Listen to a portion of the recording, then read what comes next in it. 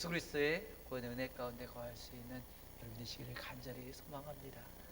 우리가 성경 파노라마를 우리가 통해서 우리가 성경의 전체적인 역사와 또한 성경에서 말씀하시고자 하시는 하나님의 말씀을 우리가 같이 나누고 있습니다. 성경 파노라마를 하는 것은 우리가 하나님을 더 알기 위해서인 것입니다.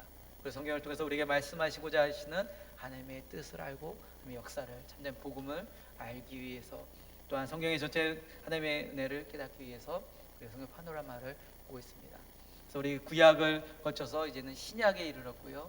우리 신약에 거쳐서 이제는 복음서를 지나서 또한 우리 역사서, 사도행전, 교회가 복음이 전해지고 교회가 분성되어지며 복음이 전해지는 복음서에 대해서 역사서에 대해서 나눴습니다. 그리고 역사서 중에서도 우리 바울 사도가 이제는 전도 여행을 하면서 하나님의 복음이 세계 가운데 전해지는 그런 전도 여행에 대해서까지 우리 같이 나눴습니다. 오늘은 그 이후에 우리 교회 역사와 복음의 역사에 대해서 같이 나누기로 원합니다. 우리 먼저 성경 파노라마를 시작하기 전에 우리 성경 목록가를 같이 한번 불렀으면 좋겠습니다. 성경을 보면서 구약부터 신약까지 이제는 쭉 전체적인 흐름을 통해서 하나님의 역사를 같이 볼 수 있는 시간이 됐으면 좋겠습니다. 우리 성경 목록가를 우리 같이 손뼉치며 찬양을 하면서 우리 전체 내용을 한번 보겠습니다. 창세기부터 이제 창세기 보면서 아시겠죠? 창세기 출애굽기 레위 민수기 신명기 여호수아 사사기 르기 사무엘 사가 열왕기 사가 역대사가 에스라 느헤미야 에스더 욥기 시편 잠언 전도서 하가 이사야 예레미야 에가 에스겔 다니엘 호세아 요엘 아모스 오바댜 요나 미가 나온 하박국 스바냐 학개 스가랴 말라기 신약으로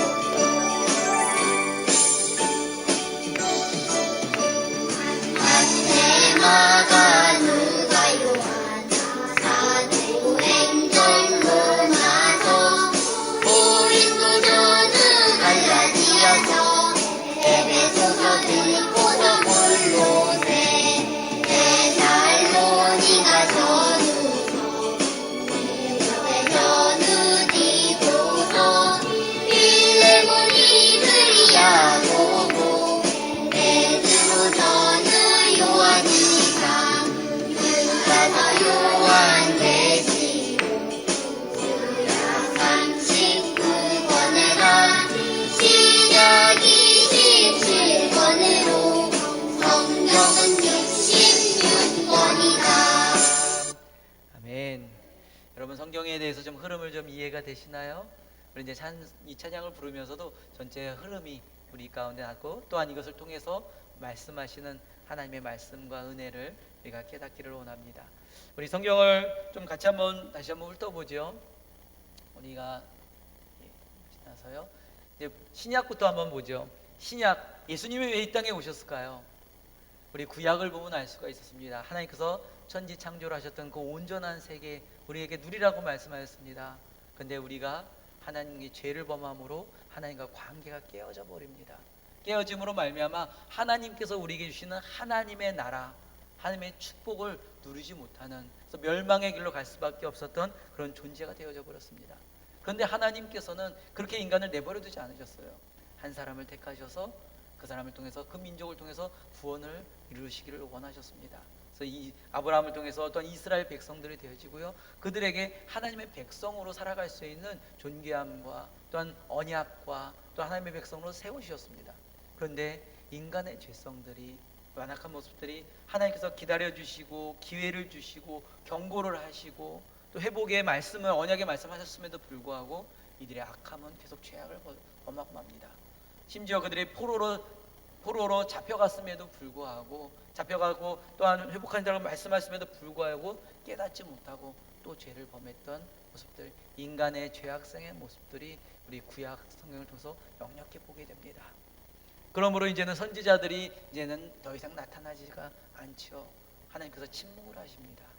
400년 동안 이스라엘의 죄악 가운데 침묵을 하시지만 하나님께서는 또 다른 계획을 하신 것이죠.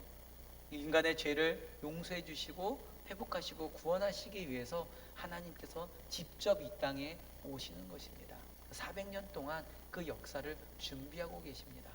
그래서 모든 역사 가운데서 세계가 변화와 강대국들이 변해지고 세계가 변화되면서 예수님이 이 땅에 오실 그 모든 역사를 준비하시는 과정이 있습니다.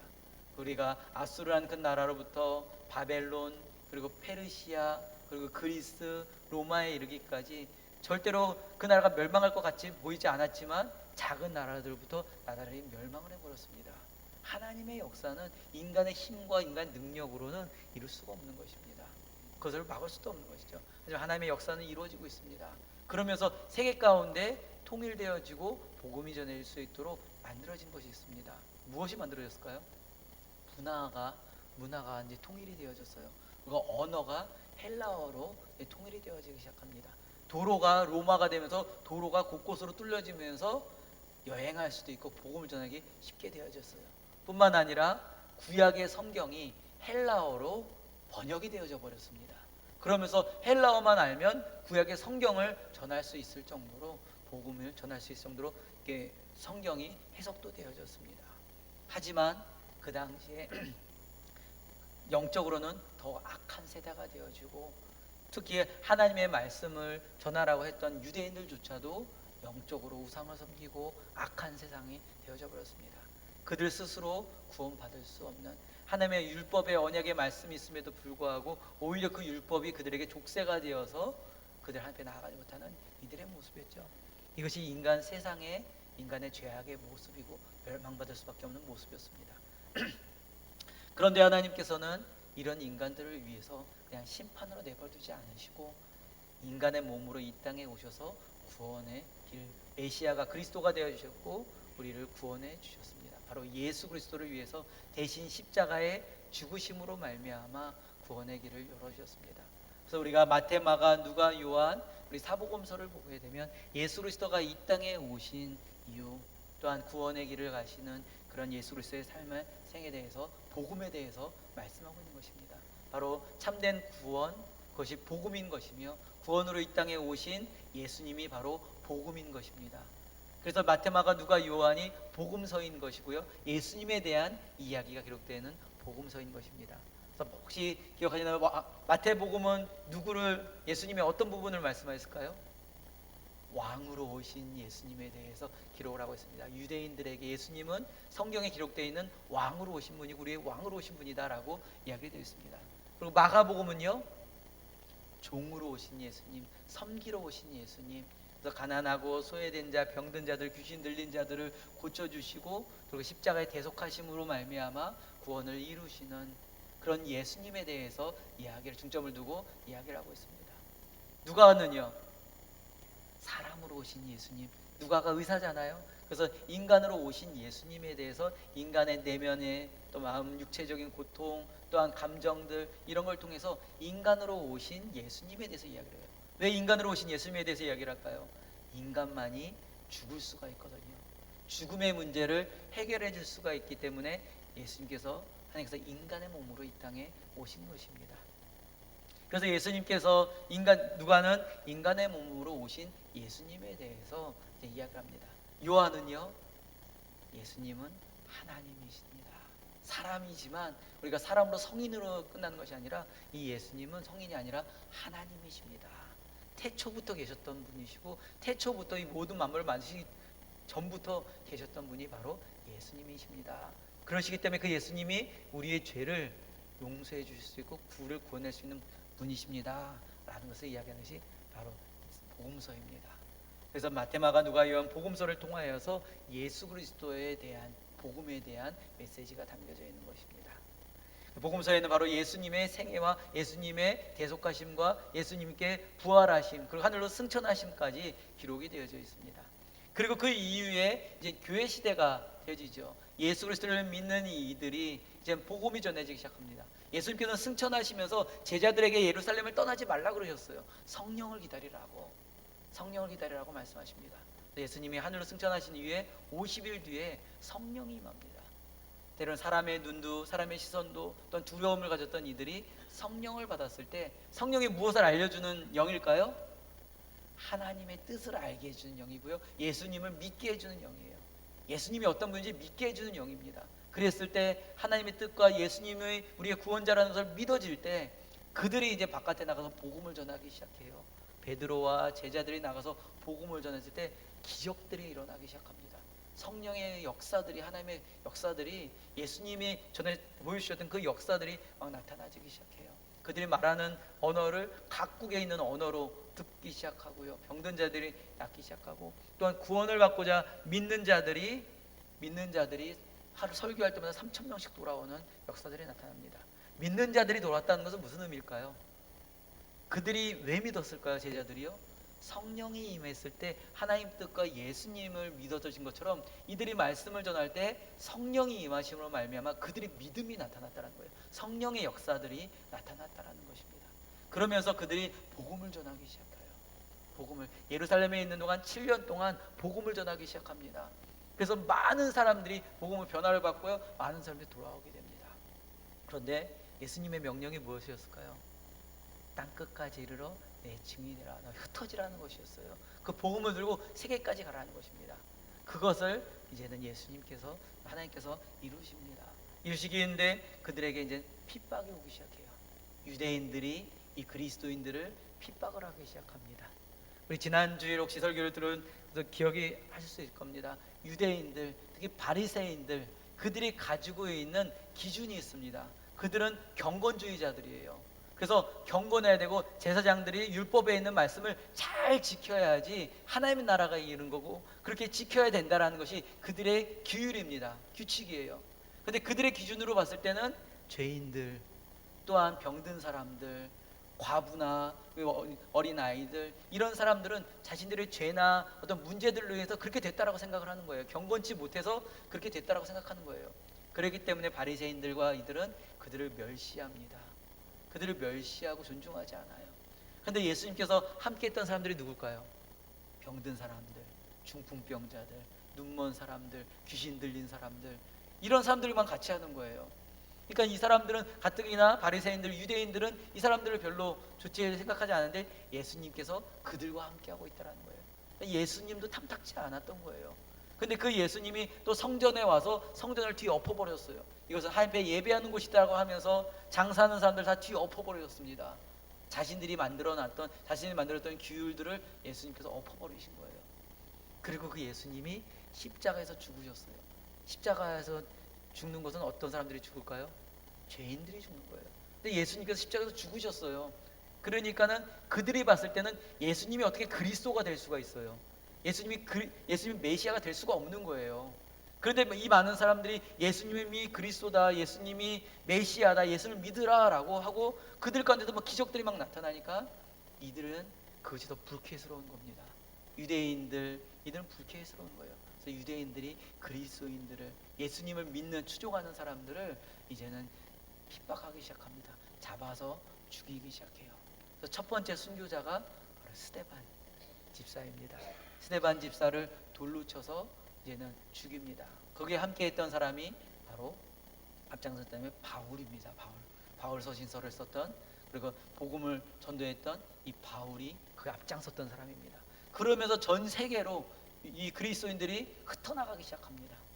거기서 안디옥에까지 가서 사마리아와 다른 곳까지 이제 그들이 흩어지고요. 그들이 복음이 전해지기 시작하고 이방 땅인 안디옥까지 가서 복음이 전해지기 시작해요.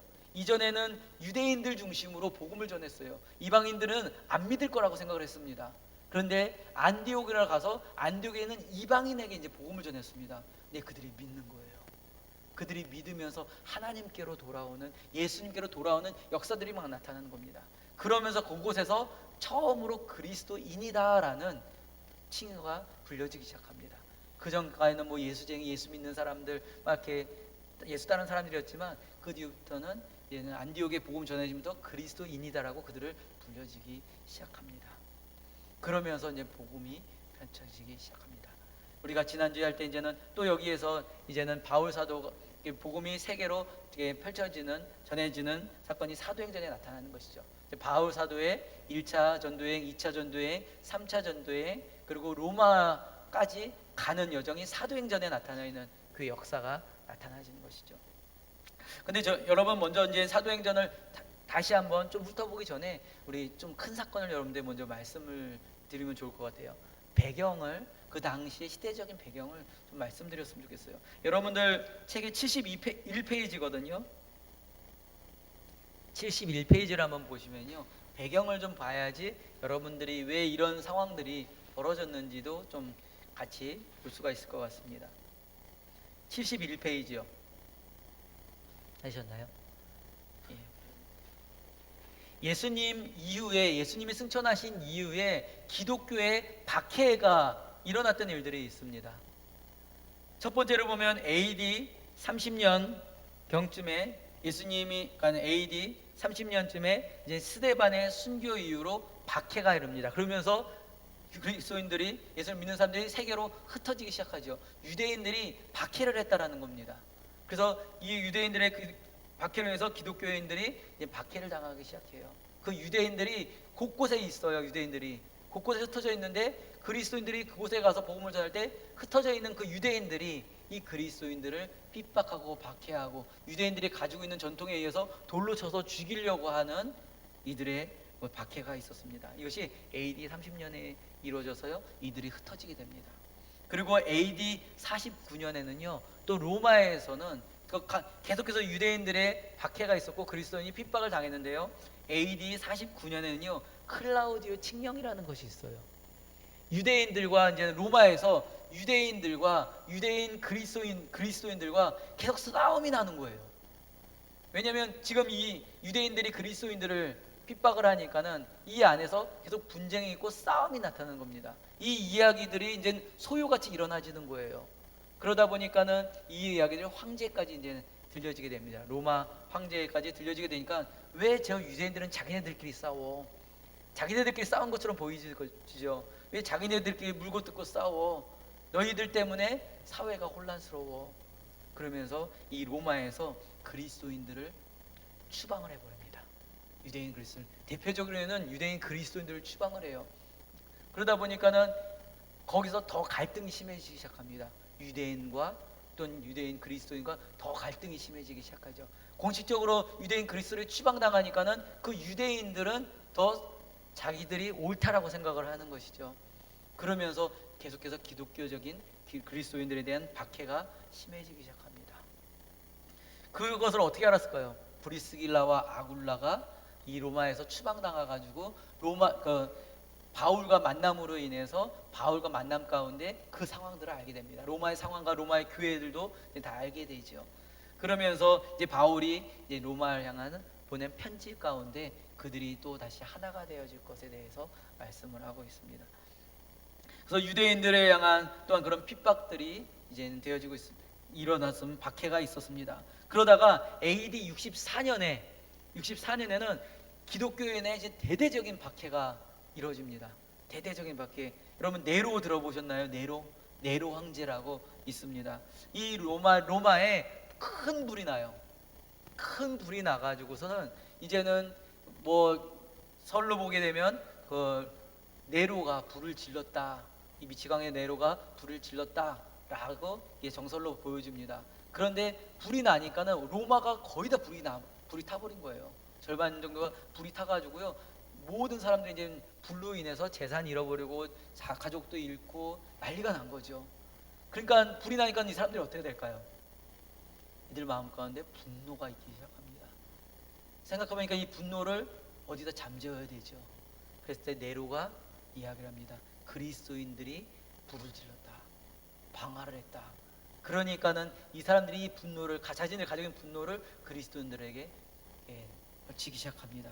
그래서 로마의 대대적인 그리스도인들에 대한 박해가 일어나기 시작합니다. 그리스도인들을 잡아서 죽이기 시작해요. 색출해서 죽이기 시작하고요. 죽이는 것이 너무나도 잔인하게 죽입니다.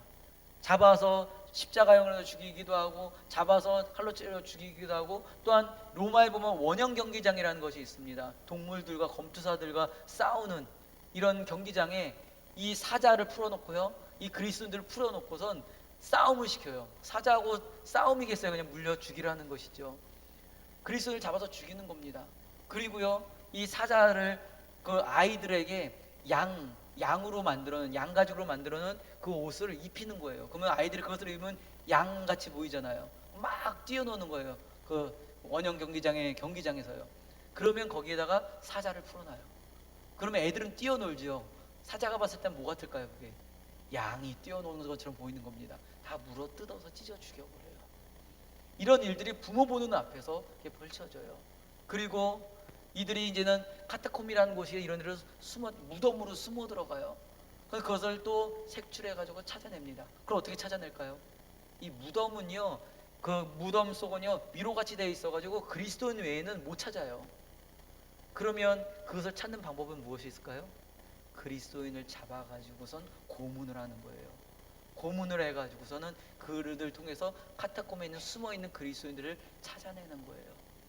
그러면 고문을 하면 어떻게 할까요? 자기랑 같이 있었던 사람들을 위해서 찾아야 되는 거예요. 그리스도인들끼리도 불신을 하게 돼요. 그리스도 안에서도 불신하게 되고요, 문제들이 생기기 시작합니다.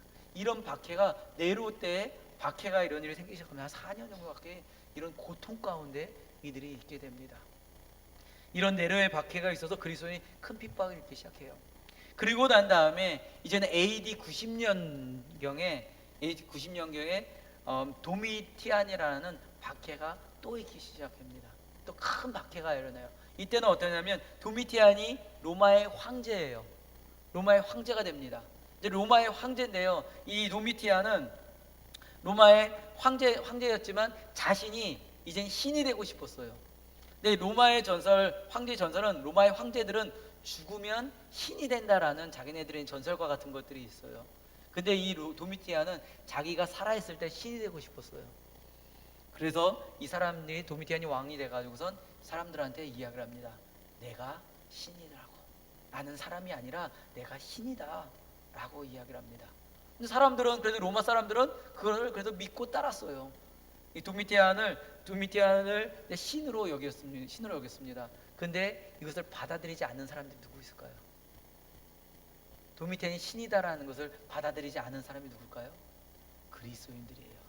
그리스도인들은 유일신은 오직 하나님이시다라는 거예요. 너는 사람이야, 너가 왜 신이야? 너는 신이 될 수가 없어. 우리의 유일한 신은 하나님이셔. 그래서 도미티안을 인정하지 않았어요. 도미티안이 신이라는 걸 인정하지 않았어요. 그래도 로마의 황제인데, 왕인데, 자신이 신이라고 했는데 그것을 유일하게 믿지 않은 사람들이 그리스도인이라는 겁니다. 그래서 이 도미티안이 그리스도인들을 핍박하기 시작해요. 이 네로 때보다 더 극악하게 로마 그리스도인들을 핍박하고 죽입니다. 굉장히 많은 그리스도인들이 죽게 됩니다. 이 아이들뿐만 아니라 많은 그리스도인들이 죽게 되고요, 카타콤에 무덤으로 숨어 들어간 또한 그리스도인들 또 잡아서 죽이기 시작하고요, 또 이들을 화형을 시켜버립니다. 밤에 이들을 나무에다가 붙잡아 놓고 몸에다 기름을 뿌린 다음에 밤에 이들에 불을 질러요. 그런 다음에 밤에 불을 밝혔다라는 것입니다. 이 불을 밝히는 의미는요, 또한 이들이 믿는 신 앞에 이 불을 밝히면서 이것을, 이 빛을 보시고선 우리에게 임하여 주십시오라는 의미를 가지고 제사처럼 드렸다라는 거예요. 이들이 그 불로 제사로 드려졌다라는 거예요. 그렇게 박해를 당하는 그런 가운데 이 기독교인들은 그 안에서도 믿음을 지키고 있었다라는 것입니다. 이런 역사적인 박해들이 있어요. 이런 박해 가운데 이 복음이 전해지고 있다라는 것입니다. 그래서 AD 30년에 스데반 순교의 박해가 있었고, 유대인들의 박해가 있었고요, 또 AD 49년에 클라우디오 칙령으로 인해서 로마에서 그리스도인들이 쫓겨나는 일들이 있어서 또 유대인들의 박해가 심해졌고요, AD 64년에는 네로의 박해로 인해서 그리스도인들이 대대적으로 핍박을 당하고 바울이 이때 죽임을 당하게 되고, 이런 많은 제자들이 여기서 죽게 되고요, 많은 그리스도인이 죽게 됩니다. 그리고 AD 90년에도 이 도미티안이라는 황제로 인해서 그리스도인들이 대대적인 박해를 당하게 됩니다. 이런 배경을 가지고선 지금 복음이 어떻게 전해지고 있는지 우리가 보게 되죠. 우리 한번 그 뒤로 이제는 복음이 어떻게 전해지는지 같이 한번 보죠. 좀 눌러주시겠어요? 예, 안 눌러지네요. 예. 우리 좀 역사적으로서 이제는 이들의 복음이 전해짐으로 말미암아 이제는 세계로 전해집니다. 그래서 바울 사도가 이제는 바울이 사울이었죠. 사울이었는데 그리스도인을 핍박했던 사람입니다. 근데 그 사울이 그리스도인을 잡아서 죽이려고 가던 다메섹 도상에서 가던 길에서 이 사울이 예수님을 만납니다. 그래서 회심을 해요. 회심을 하고 바울이 예수 그리스도를 전하는 사람이 되어집니다. 그리스도를 핍박했던 사람이었는데 그리스도를 전하는 사람이 되어진 것입니다. 그래서 바울 사도가 10년 동안 있은 뒤에 이제는 안디옥에서 처음에 복음이 전했던 이 안디옥에서 바울과 바나바가 전도 여행을 떠나기 시작을 합니다. 그래서 첫 번째 전도 여행을 출발하죠. 우리 앞에 그림을 보시면요, 지난주에 나눴던 것이 아시아와 갈라디아 지역 중심으로 복음을 저렇게 전합니다. 복음을 전하죠. 그래서 1차 전도 여행에서는 바울 사도가 루스드라에서 죽을 뻔했죠. 돌에 맞아서 죽을 뻔했는데 다시금 그 루스드라로 다시금 들어가서 또 다시 복음을 전했던, 하나님의 예수 그리스도의 그 사랑 가운데 복음을 전하는 참된 하나님의 나라 복음을 알기에 깨달았기에 그 복음을 전했던 이 바울의 모습을 보게 됩니다. 여러분들이 가지고 있는 책으로 보게 되면 여러분 64페이지예요. 64페이지 거기부터 쭉 보게 됩니다. 그래서 지난주에 1차 전도여행을 갔다 와서요, 갈라디아 지역에 보면 갈라디아서 편지를 쓰죠. 편지를 쓰고, 그리고 거기에서 예루살렘 공회에서 이방인들에게 할례를 하지 않아도 된다라는 그런 규정이 되어지고, 그들이 믿음으로 예수 그리스도를 믿는 믿음으로 구원을 받는다라는 것을 인정해 주는 것을 보게 되죠. 그리고 바울 사도가 2차 전도여행을 가게 됩니다. 2차 전도여행을 출발하는데 처음에 싸움이 좀 있었죠. 바나바하고 마가에 대해서 데려가냐 데려가지 마냐라는 싸움이 있어서 이 바울은 실라와 같이 가고 이 바나바는 마가와 같이 전도여행을 갑니다. 그래서 바울 중심으로 이 전도여행이 보여지는데요, 바울은 자신이 갔던 전도했던 곳 아시아 지역, 전도했던 곳과 아시아 지역을 가기를 원했어요. 에베소로 가기를 원했는데 하나님께서 예수의 영이 이들을 유럽으로, 마게도냐로 이끄셨습니다. 그래가지고 유럽으로 전도여행을 가게 되죠. 그래서 빌립보에 가서 첫 교회가 빌립보에서 세워지게 됩니다. 감옥에 갇혔는데 그곳에서 간수장을 만나게 되고요, 간수장의 가족을 다 세례를 주고 그들이 예수님을 믿게 됩니다. 그러면서 교회가 세워지기 시작하는 거예요. 빌립보에 교회가 세워집니다. 그리고 데살로니가를 거쳐서 또한 아덴으로 베레와 아덴 그리고 고린도까지 가서 복음을 전했던, 그리고 돌아오는 바울 사도의 2차 전도여행이 있죠. 세계 곳곳을 향해서 자기의 중심적으로 복음 전하는 것이 아니라 하나님의 말씀에 순종함으로, 그리고 땅끝까지 이르러 복음 전하는 예수 그리스도의 그 사명을 가지고선 복음을 전하는, 이렇게 세계를 돌아다니는 게 결코 쉽지가 않아요. 저 당시에 뭐 지금처럼 비행기가 있고 막 이런 것들이 아니기 때문에 결코 쉽지가 않은, 배 타고 또 하나는 걸어가고 굉장히 고통스러운 그런 삶이었지만, 그렇게 할 수 있었던 것은 하나님을 믿기에, 예수 그리스도의 복음이 참된 복음이기에 바울 사도가 이렇게 복음을 전하는 것입니다. 그리고 이제 바울 사도가 3차 전도여행을 또 가게 됩니다. 그동안 다녔던 곳을 다시 전하면서 그들에게 하나님 나라 복음에 대해서, 그리고 그리스도인의 삶에 대해서 다시금 알려주고 그들이 바로 하나님 안에서 세워질 수 있도록 이들이 복음을 전합니다. 근데 지금 이 복음을 전할 때가 언제일까요? 1차 전도여행 때는요, 여러분 1차 전도여행 때면 AD 46년에서 48년이고요 2차 전도여행은 AD 50년에서 52년입니다 그리고 3차 전도여행은 AD 53년에서 57년이에요 지금 그 사이에 무엇이 있었을까요? 47년도에 클라디오 칙령에 있어서 유대인 그리스도인들을 다 로마에서 쫓겨내는 그 사건들이 있어요. 계속해서 유대인들의 핍박이 있었던 것입니다. 또 바울 사도가 전도할 때 유대인들이 와가지고 죽이려고 하고 방해하고 데살로니가에서는 도망가듯이 야밤도주하듯이 밤에 나오게 되고, 그들이 베라에 갔을 때 유대인들이 베라에까지 쫓아와가지고 죽이려고 하고, 또 그들이 아덴까지 왔을 때도 이 유대인들로 인해서 계속해서 방해를 받고 계속해서 핍박을 당하는 모습이 나타납니다. 이런 역사적인 배경들이 계속 있기에 이 바울 사도가 복음을 전하는 것이 결코 쉽지가 않았다라는 거예요. 계속해서 죽음의 위험, 맞고 태장도 맞고 또 굶고 이런 고난의 일들이 계속 있었다라는 것입니다. 그냥 여행 다니듯이 다녔던 것이 아니라 이런 고통 가운데서 복음을 전했던 바울 사도의 모습을 보게 됩니다.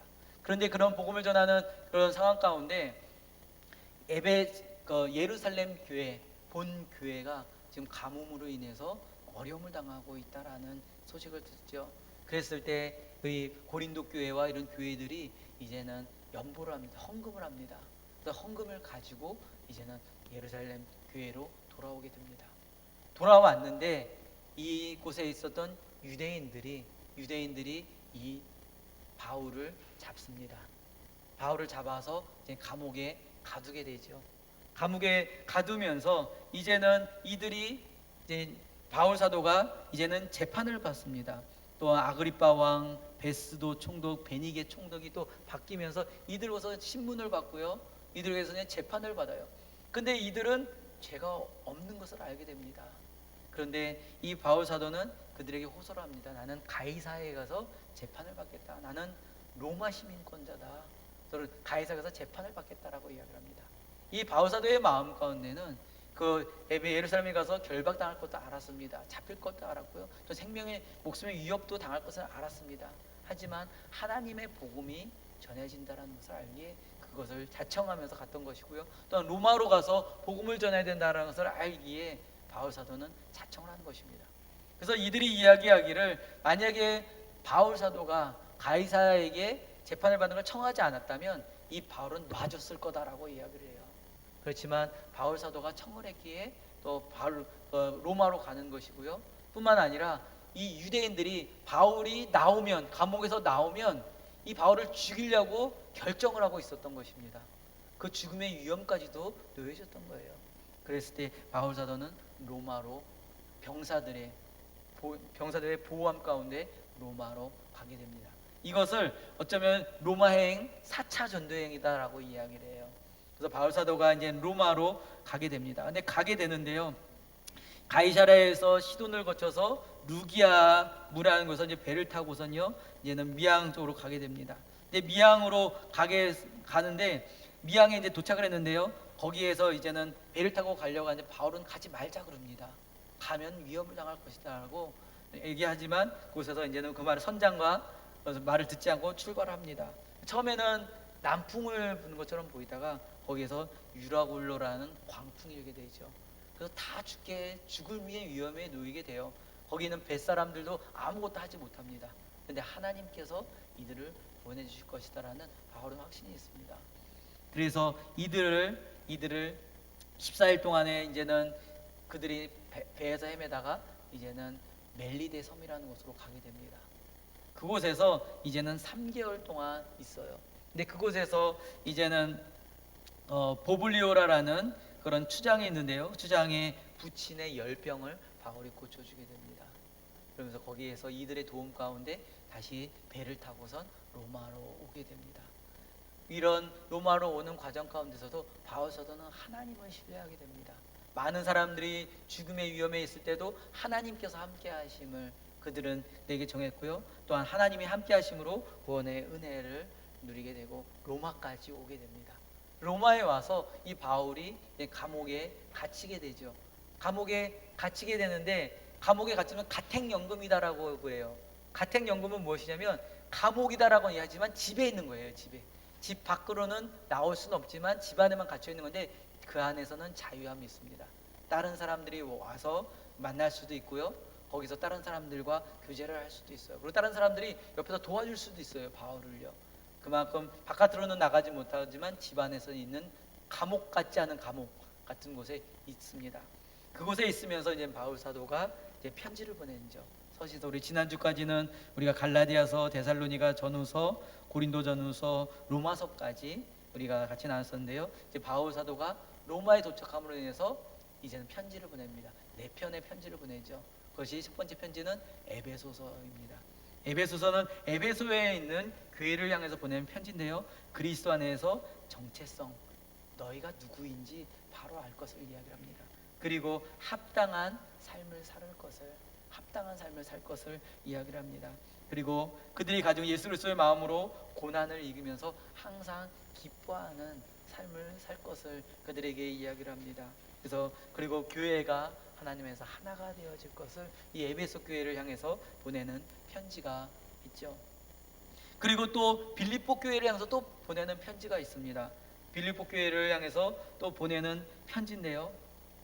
그 빌립보 교회를 향해서는요, 이 주 안에서 항상 기뻐함으로 하나님 백성으로서의 삶을 살아가라는 것입니다. 똑같지요. 정체성을 잃어버리지 말라는 거예요. 우리가 그리스도인이라는 것을. 왜냐하면 지금 그들에게는 유대인들로부터 받는 핍박이 있거든요. 그리고 많은 환난들이 있거든요. 그런 환난 가운데서 이겨낼 수 있도록, 또한 교회 가운데서도 분열들이 일어나기 시작해요. 교회에 거짓 교사들이 들어와서 교회를 분열시키고 있고, 이단들이 들어와서 교회를 분열시키고 있어요. 그 안에서 하나님의 말씀으로 하나가 될 것을 이야기를 합니다. 또한 골로새 교회에도 편지를 보내면서 골로새 교회에서도 하나님의 형상, 하나님의 비밀, 우리 으뜸이 되신 예수 그리스도에 대해서 바로 알 것을, 그리고 거짓 가르침에 대해서 바로 깨닫고 그것을 바로 하나님의 말씀 앞에 서여질 것을 이야기를 합니다. 똑같이 골로새에서 똑같은 이야기를 합니다. 정체성에 대해서 얘기해요. 너희가 누군지 아느냐? 예수 그리스도로 인하여서 구원받은 하나님의 백성이다. 하면 백성답게 살아가라라고 골로새 교회에다 보낸 편지가 있습니다. 그리고 빌레몬서는요, 빌레몬에게 보낸 편지입니다. 그리고 빌레몬의 집에 있는 성도들, 빌레몬의 집에 교회가 있거든요. 빌레몬의 집에 있는 성도들에게 보내는 편지예요. 그 교회가 바로 골로새 교회예요. 그러면 골로새 교회에다가 2번 편지를 보낸 거겠죠. 골로새서도 있고요, 빌레몬서도 있습니다. 빌레몬서는요, 사랑에 대해서, 용서에 대해서 이야기를 합니다. 오네시모라는 사람, 빌레몬에서 도망 나온 그 종을, 로마까지 도망 나와요. 무언가 훔쳐가지고 나온 것 같아요. 근데 도망 나온 종은 죽여야 되는 것이 거의 법입니다. 근데 바울은 이 빌레몬에게 이 오네시모 종을 보내면서 사랑으로 용서해 줄 것을, 자기가 만약에 빚진 것이 있다면 자기가 다 갚아주겠다라고 사랑으로 용서해 줄 것을 이야기를 합니다.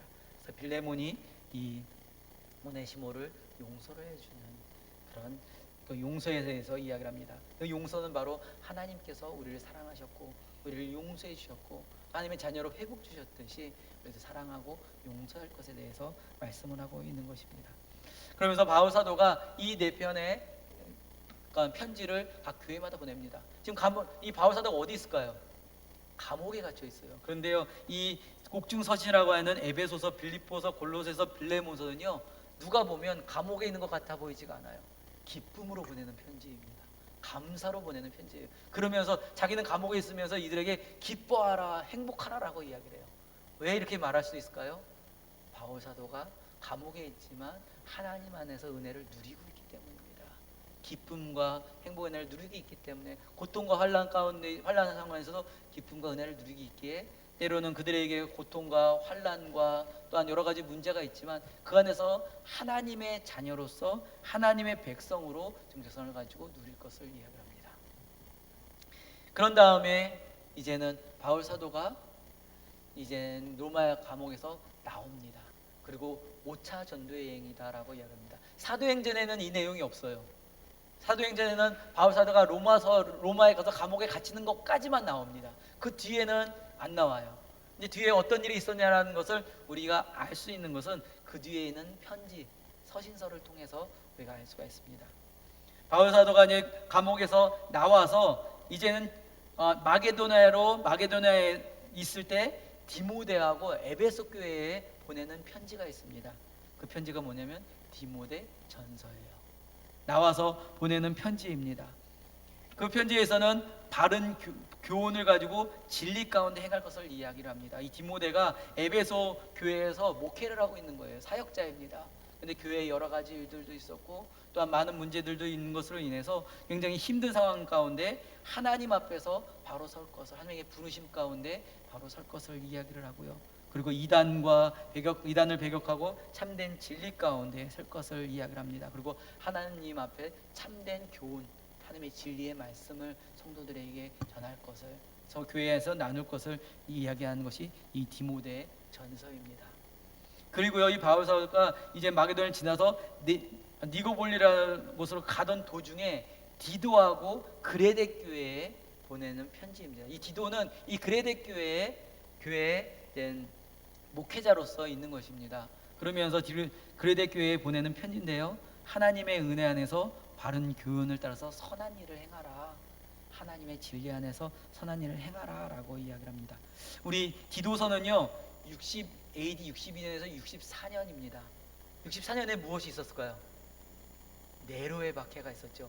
그 전쯤, 그쯤입니다. 그래서 박해가 어떤 그리스도인들에게 그런 박해와 고난이 몰려오는 그쯤을 이야기를 합니다. 그리고요, 이제는 디모데 후서가 있는데요, 바울 사도가 로마 감옥에 갇힙니다. 근데 이 디모데 후서는요 AD 66년에서 68년경이다라고 보게 돼요.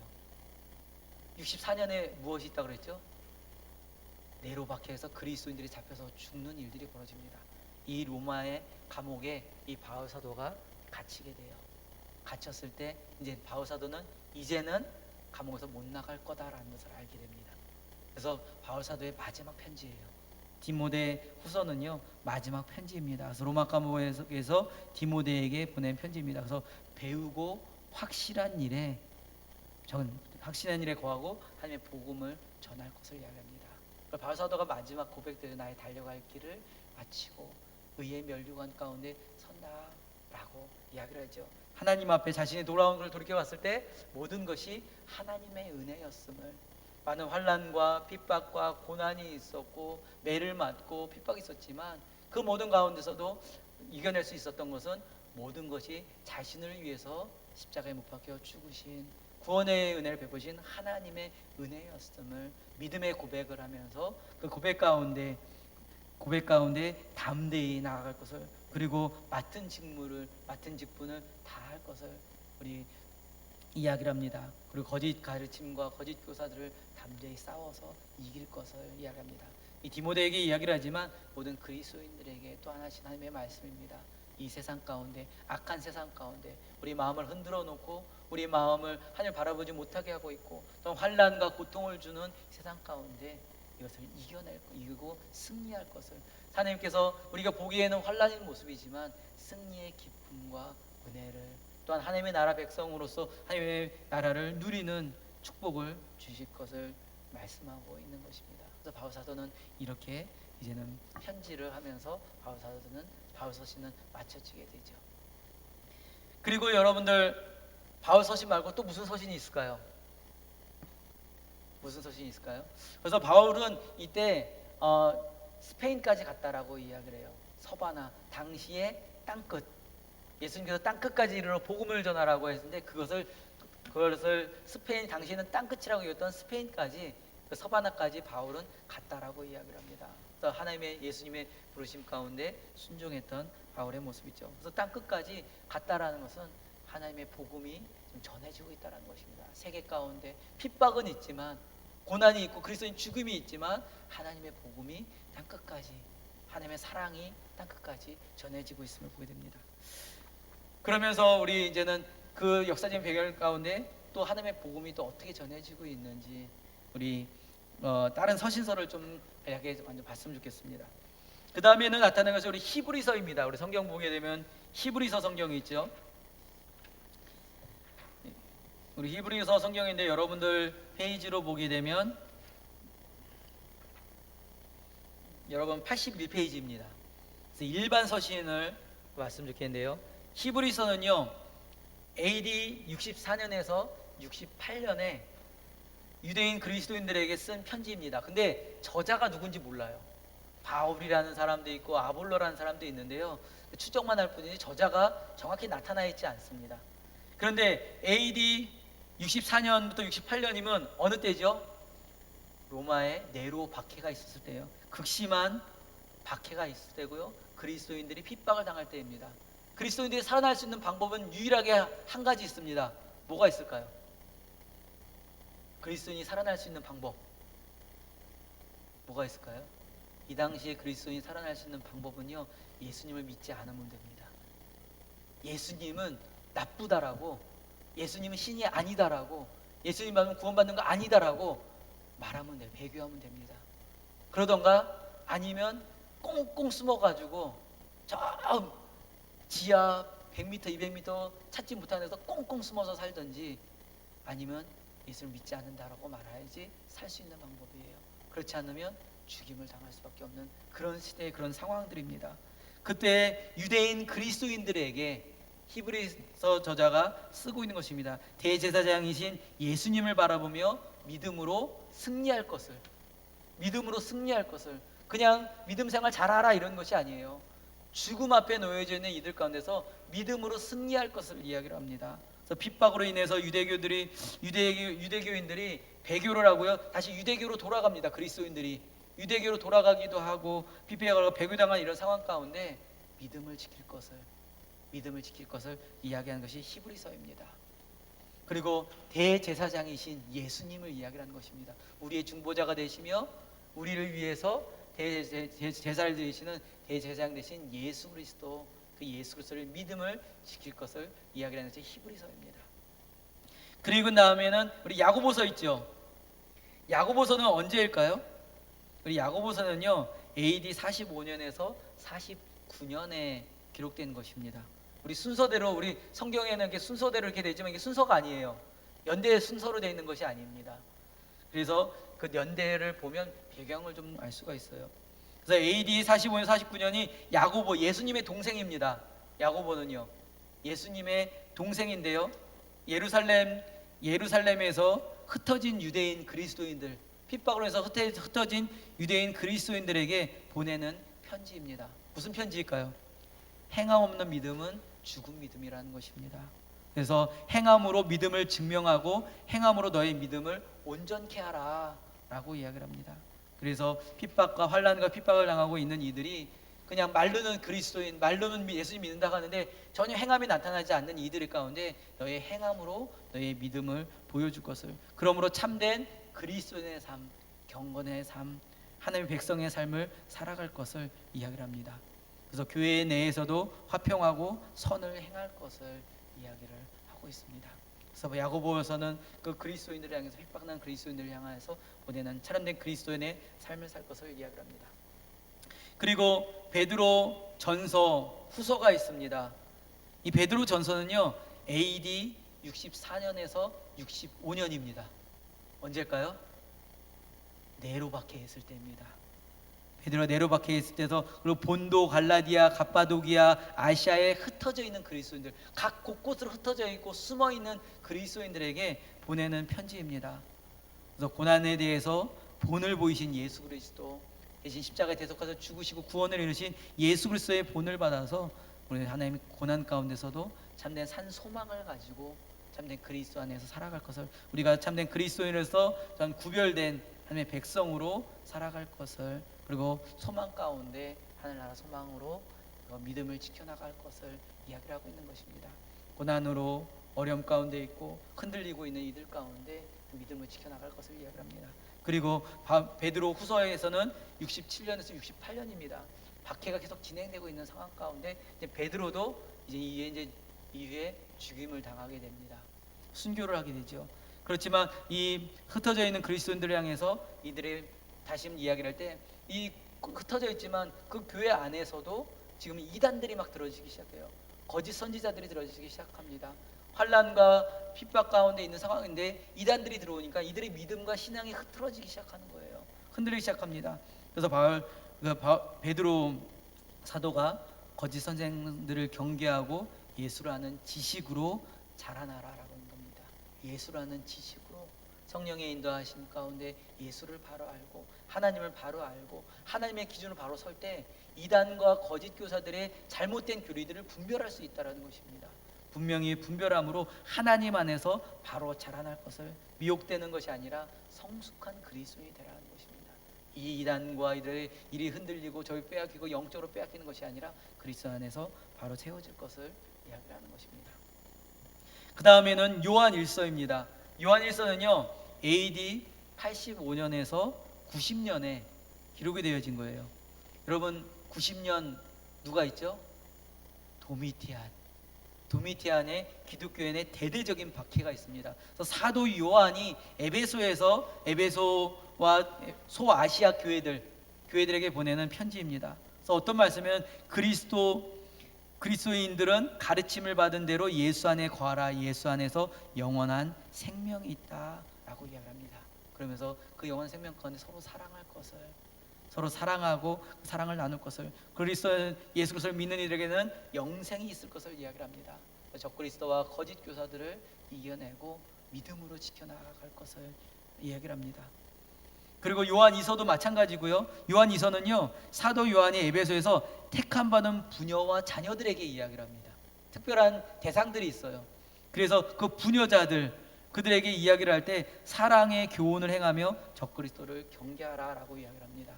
그래서 그들에게 이야기할 것을 무엇이냐면요, 부녀에 대해서 칭찬을 합니다. 그들에게 택함 받은 부녀들이 믿음을 지켜나가고 있는 이들의 모습 가운데 칭찬하고요, 그들 부녀에 대한 계명을 이야기를 합니다. 지켜나갈 것에 대해서 이야기를 합니다. 또한 훈계를 통해서 하나님 안에서 바로 세워질 것에 대해서 이야기를 합니다.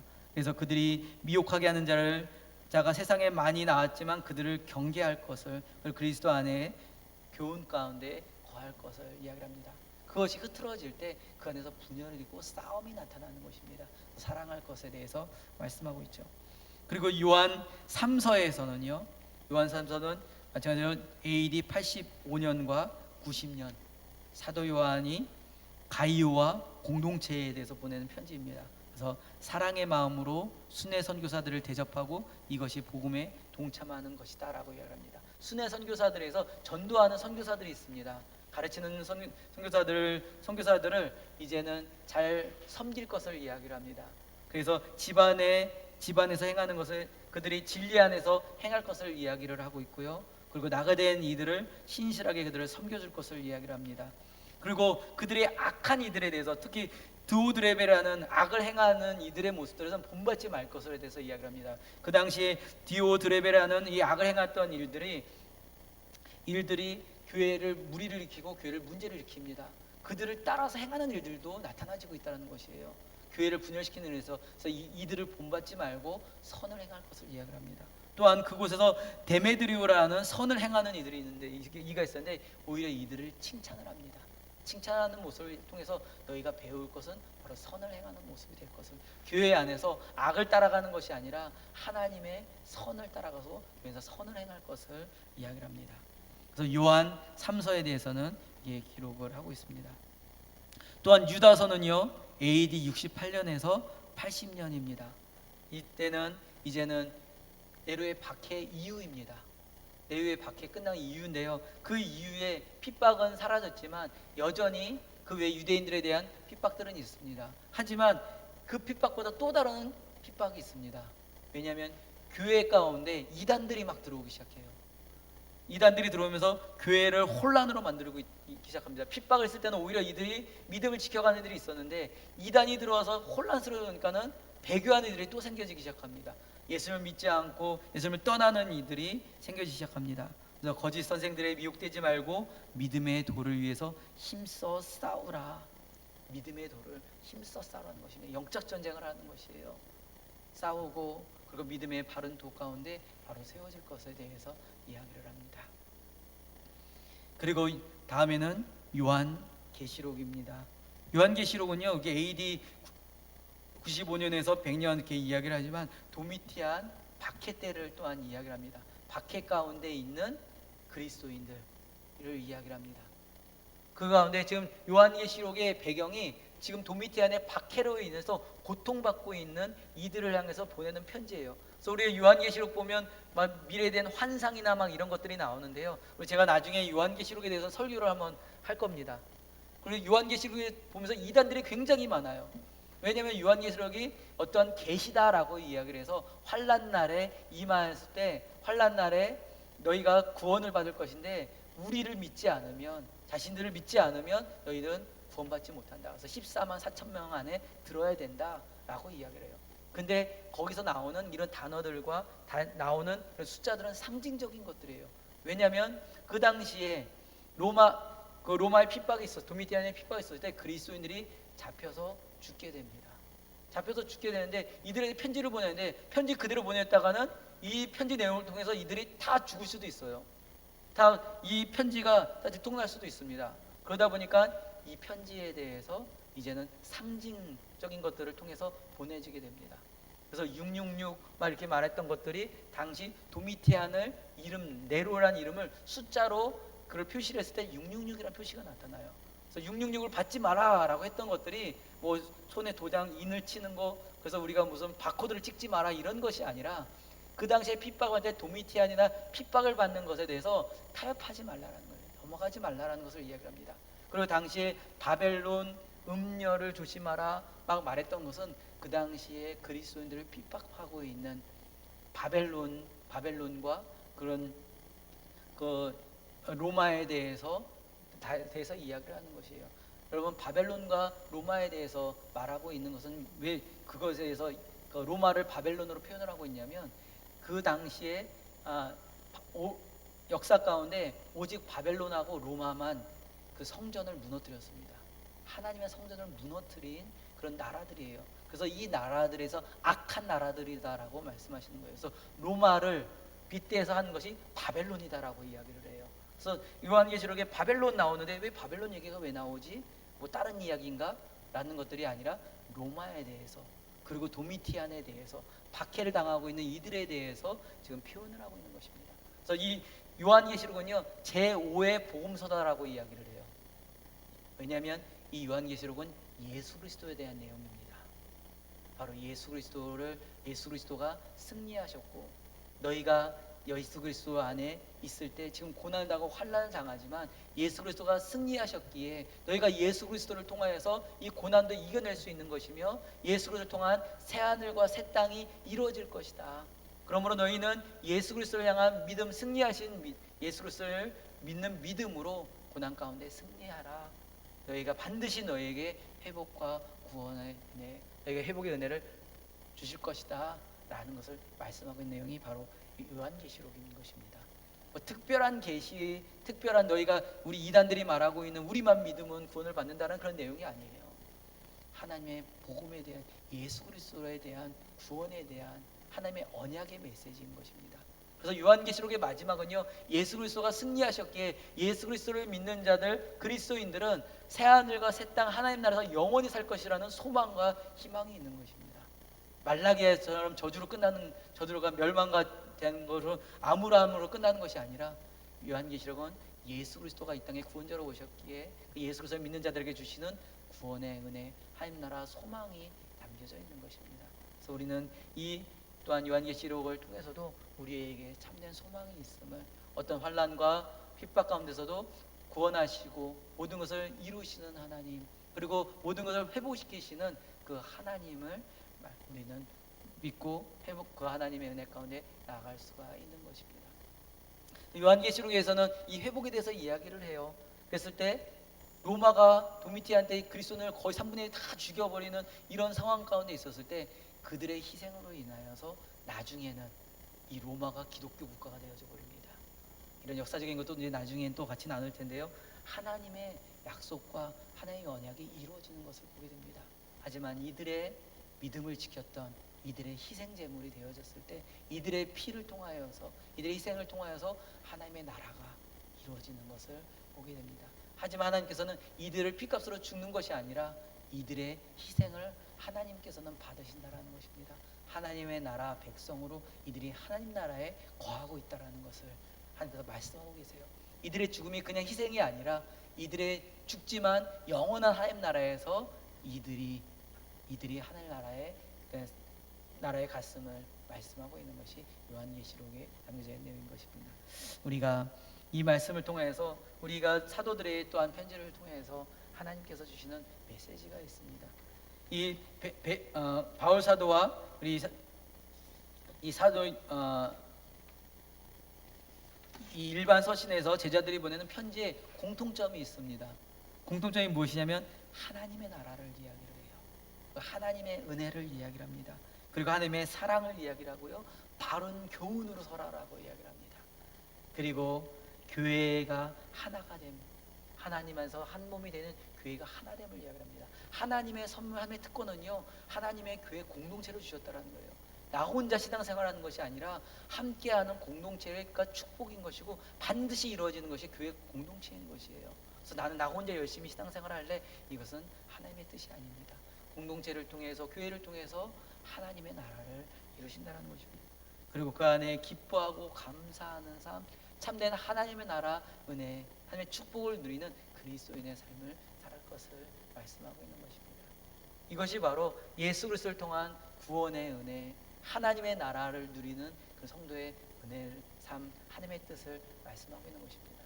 우리 역사를 통해서 또한 하나님의 이 땅을 구원하시기를 원하시는 하나님의 사랑과 또한 이 땅을 구원하시러 이 땅에 오신 예수 그리스도의 희생의 사랑, 구원의 은혜, 또한 성령님을 통해서 우리를 하나님 알고 예수 그리스도를 믿게 함으로 또 이 땅 가운데 그리스도인으로 살아갈 수 있도록 인도해 주시는 성령의 은혜를 깨닫게 됩니다. 그래서 온 세계 가운데 복음을 전하시고 구원하시기를 원하시는 하나님의 사랑과 예수 그리스도의 은혜와 성령님의 교통의 역사를 우리는 성령을 통해서 보게 됩니다. 우리 성령을 통해서 하나님의 은혜, 하나님의 역사를 깨닫게 되는 것이죠. 우리 여기까지 우리 성경 파노라마 전체에 대한 시작까지의 내용을 같이 보았습니다.